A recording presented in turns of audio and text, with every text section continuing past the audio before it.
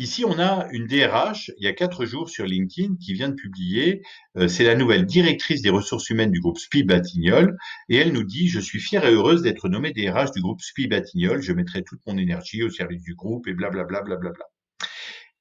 Et il y a eu 2000 réactions, 172 commentaires, ça veut dire qu'il y a eu à peu près 30 000 vues, 40 000 vues. Je clique sur les 172 commentaires et on va regarder ce qu'il y a comme commentaires. Félicitations Virginie. Bon, merci Agnès. Félicitations Virginie. Félicitations, je vous invite à commencer par mon CV. Ah, ok, ça c'est peut-être mieux.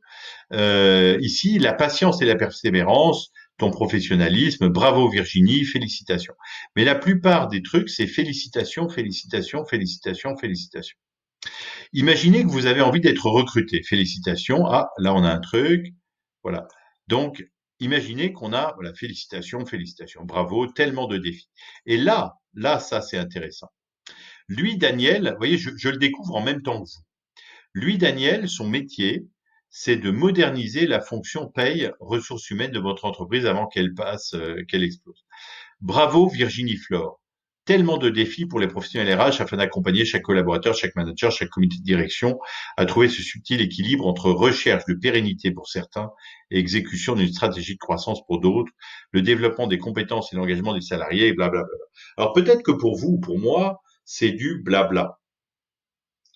Mais pour une DRH qui comprend vraiment quels sont les défis de la DRH, eh bien, bravo Daniel. Vous avez exprimé beaucoup mieux que tous les autres qui m'ont juste dit félicitations Virginie. Vous avez exprimé beaucoup mieux que tous les autres les défis qui m'attendent. Et donc, Daniel, ben merci. Je vais mémoriser qui vous êtes. Ou je vais peut-être oublier.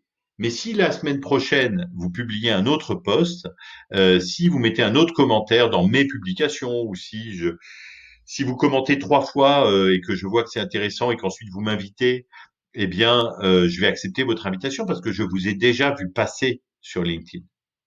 Le social selling, c'est l'art et la manière de rester dans la mémoire de toutes les personnes que vous avez déjà rencontrées, que vous avez invitées sur LinkedIn.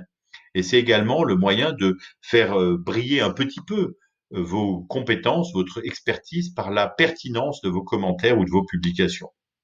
Donc l'idée, c'est que ce commentaire-là, qui parle du métier de DRH, eh bien peut-être que Daniel le publie à chaque fois qu'il y a un poste où on parle de ressources humaines et de ressources humaines. Et en tout cas, c'est beaucoup mieux que félicitations, félicitations, et je n'ose pas regarder la suite, félicitations, félicitations, félicitations, félicitations. À votre avis, lequel ressort du lot? Voilà. Lequel ressort du lot, sauf celui qui donne, alors il y a je suis à la recherche d'un emploi, très bien, mais il y a voilà. Ce qu'il faudrait, c'est quelqu'un qui dise je suis actuellement à la recherche d'un emploi, mais je comprends votre métier de RH et les difficultés que vous avez. Vous avez ça, ça, ça et ça. L'idée, c'est qu'on voit que vous êtes intéressant et que ça vaut le coup de vous contacter. Donc voilà. Donc pour moi, la meilleure réponse ici, la plus pertinente, c'est celle de Daniel ici.